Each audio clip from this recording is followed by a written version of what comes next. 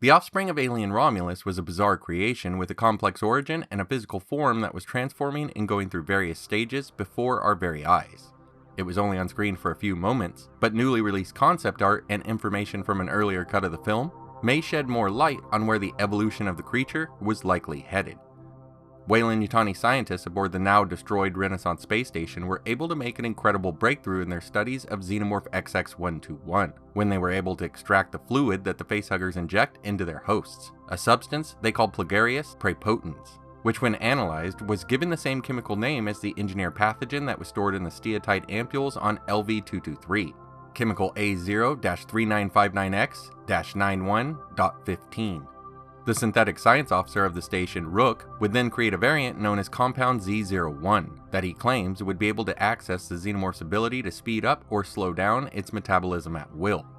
While Rain and her friends were on the station, her friend Kay would become injured by a Xenomorph and taken to their hive to be used as a host.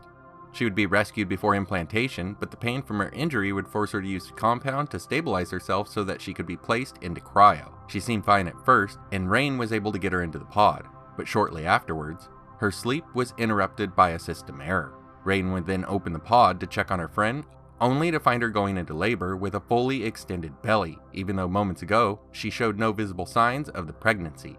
In a quick delivery, an infant-sized petal-wrapped cocoon would emerge, and Rain would take it away at Kay's request, though it began to leak acid and was quickly placed on the floor, and before it melted through, you could see the face of the pale infant. One that I instantly saw as a callback to the bizarre babies that have appeared in H.R. Giger's landscapes. What re-emerged moments later was massive. The last engineer of Prometheus was meant to be around 9 feet tall, while suit actor Ian White stands at a commanding 7'1".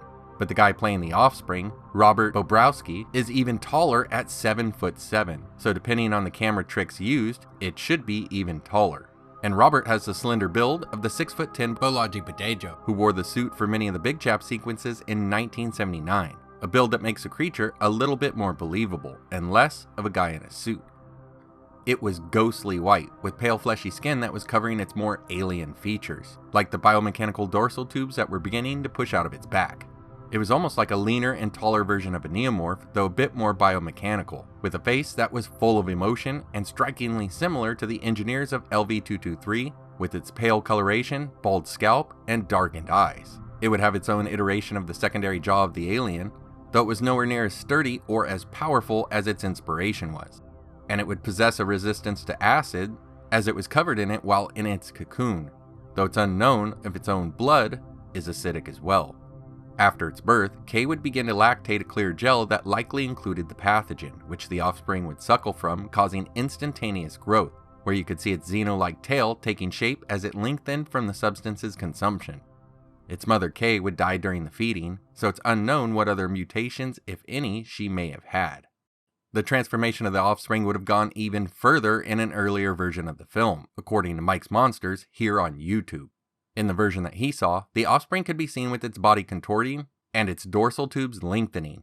The face would still be like that of an engineer, but the back of the head would start to grow out, which Mike compared to this concept art from Alien Covenant. And when it began to break apart in space, the transformation would complete, as you can see that under its white skin and under that face was a standard adult xenomorph. Now I've got to say that I'm glad that they went with the offspring of the final cut.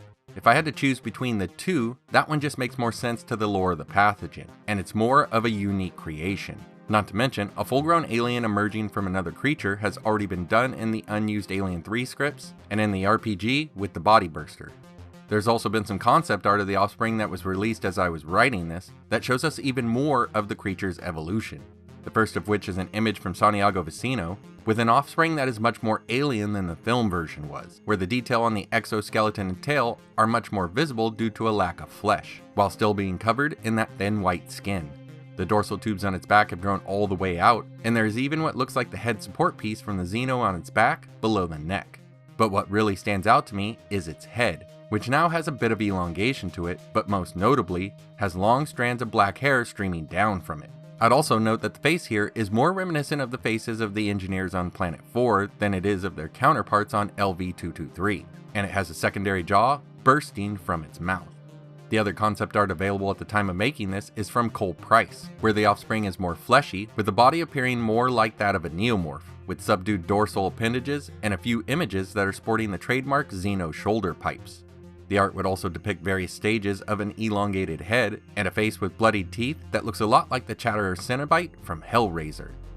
There have been other creatures from the franchise to be born of such complicated origins, like the Deacon of Prometheus and the newborn of Alien Resurrection, both of which are a special kind of human-alien hybrid where the human was more than just a host. With the Deacon, Elizabeth Shaw would have sex with Holloway, who had recently ingested a small amount of the pathogen from the engineer ampules, which would cause her to give birth to the Trilobite, a massive variant of the facehugger that infects an engineer and creates the Deacon.